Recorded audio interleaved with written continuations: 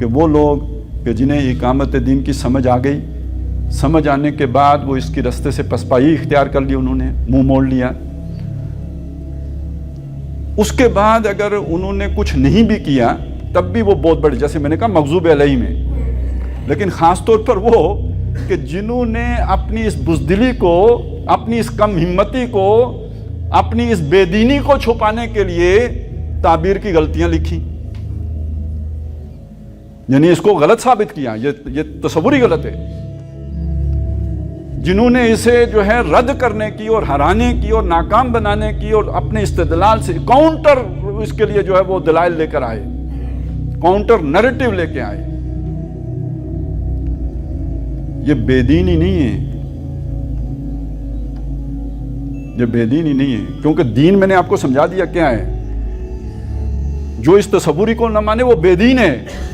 لیکن جو اس تصور کو رد کرنے کے لیے کتابیں لکھے اور ساری زندگی کھپائے،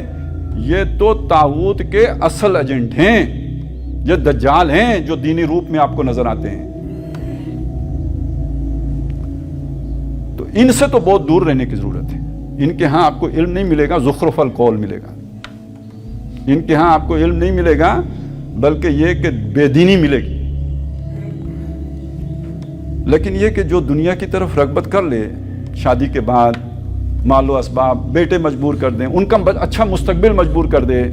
تو اس کو پھر ایسے ہی دانشوروں کا کاؤنٹر نیریٹو اچھا لگتا ہے، یار مودودی صاحب کو کچھ مسئلہ ہو گیا تھا، لگتا ہے کہ یہ لوگ جو ہے مجنون قسم کے لوگ تھے تو انہوں نے اس طرح کی دیوانوں والی باتیں لکھ دی ہیں، تو اصل تو دین کے مطالبے یہ نہیں ہے نا، اصل تو تم بھی خوش رہو ہم بھی خوش رہیں، تم بھی جلیبی کھاؤ ہم بھی جلیبی کھائیں، تو وہ والا دین ہمیں اچھا لگ جاتا ہے پھر، تو اس کو بھی قرآن مجید نے واضح کیا ہے، یہ سورہ حدید میں کیا ہے کہ جہاں جنہوں نے وہ محنت کی ہوگی، ایمان بھی حقیقی ہوگا، جہاد بھی ہوگا، ان کے لیے دو روشنیاں ہوں گی جن کی مدد سے وہ پل صراط پار کر جائیں گے، جن کے پاس یہ محنت نہیں ہوگی ان کے پاس روشنی نہیں ہوگی، روشنی نہیں ہوگی تو پیچھے رہ جائیں گے، پیچھے رہ جائیں گے تو ان کو بلائیں گے یار ہم بھی تو مسلمان تھے، ہمیں بھی کیا ہم مسلمان نہیں تھے، الم نکم معکم، کیا ہم تمہارے ساتھی نہیں تھے، قالوا بلا، وہ مڑ کے کہیں گے کیوں نہیں، تم ہمارے ساتھی تھے، وَلَٰكِنَّكُمْ فَتَنْتُمْ أَنفُسَكُمْ، لیکن تم نے اپنے آپ کو خود ہی فتنے میں ڈال دیا تھا، فتنہ کیا ہے، انما اموالکم واولادکم فتنہ، وہ 8 محبتیں فتنہ ہیں، یہ دنیا کا یہ نظام جو باطل نظام ہے فتنہ ہے، اس فتنے میں تم نے اپنے آپ کو ڈالا، وَتَرَبَّصْتُمْ، تو گو مگو کا شکار ہو گئے کہ بھئی قربانی دیں کہ نہ دیں، اپنے سارے انڈے اس ٹوکری میں ڈال دیں یا نہ ڈالیں، گو مگو ہو گئی،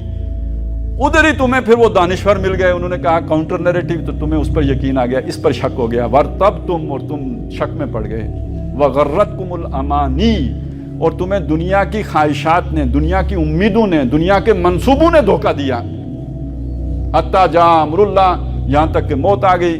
وَغَرَّكُمْ بِاللَّهِ الْغَرُورُ، اور بڑے دھوکے باز شیطان نے تمہیں اللہ کے بارے میں بھی دھوکہ دے دیا کہ وہ بڑا غفور ہے، بڑا رحیم ہے، خیر ہے، کوئی نہیں جہاد وغیرہ کرنے کی ضرورت، کوئی نہیں اتنی قربانیاں دینے کی ضرورت، وہ ویسے ہی ابراہیم سے اس نے اتنا کام کروا لیا تھا، ہمیں تو اس نے پیدا کیا ہے بوریاں اٹھانے کے لیے، مزدوریاں کرنے کے لیے، باطل کی خدمت کرنے کے لیے، باطل نظام کو سپورٹ کرنے، اس کا وفادار رہنے کے لیے،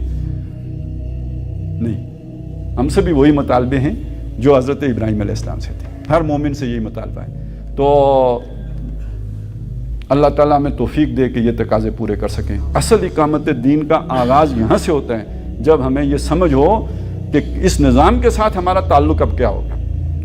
اگر یہ سمجھ نہیں ہے تو پھر یوں سمجھیے کہ ہم نے اقامت دین کے تصور کو صحیح معنی میں سمجھا ہی نہیں ہے۔